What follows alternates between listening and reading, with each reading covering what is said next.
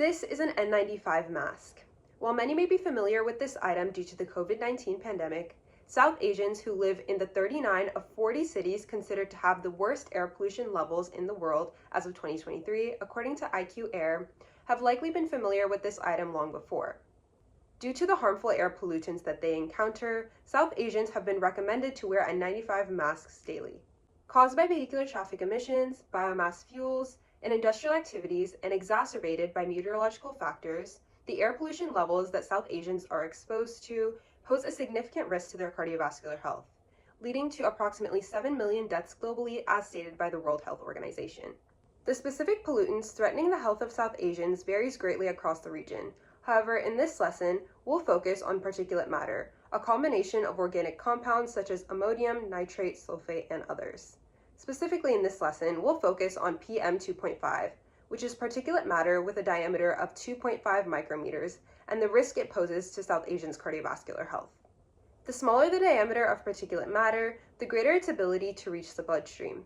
Once in the bloodstream, these particles have the ability to increase plaque on the walls of the arteries, causing atherosclerosis, a cardiovascular condition. PM 2.5 refers to the smallest form of particulate matter measured, making it the most dangerous to the human body. One 2022 study proved PM 2.5 exposure to be positively correlated with atherosclerosis, as found by an increased CIMT progression. CIMT stands for carotid intima media thickness. So an increased progression of CIMT means the walls of the carotid artery appear thicker than before.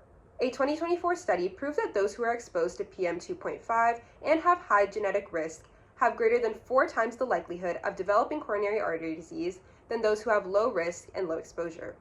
Lastly, a study performed in Lahore, Pakistan found that children who went to school in areas of high PM 2.5 concentration had greater hypertension prevalence than children who went to school in areas of lower PM 2.5 concentrations.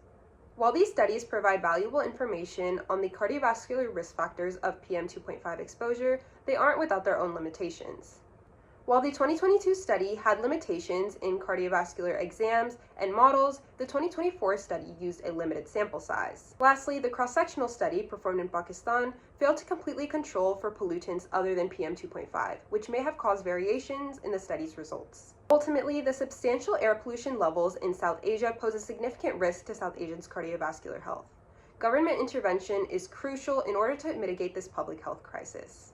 To learn more about this subject, read this research paper, in which I have provided a review of current studies on the topic of the causes of air pollution in South Asia and its impact on South Asians' cardiovascular health, published in the Global Journal of Health Science.